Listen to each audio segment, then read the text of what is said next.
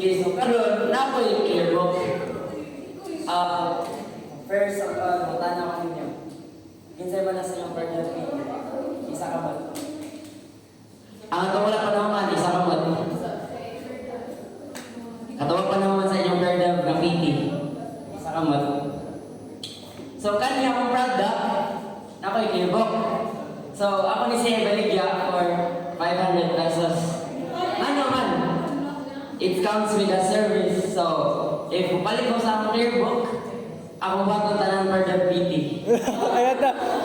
So, pero since classmates man ta, kaya mo discount. So, nata mo, ikata mo 400 pesos discount. Ay, kanang 400 pesos na so 100 ang discount ani.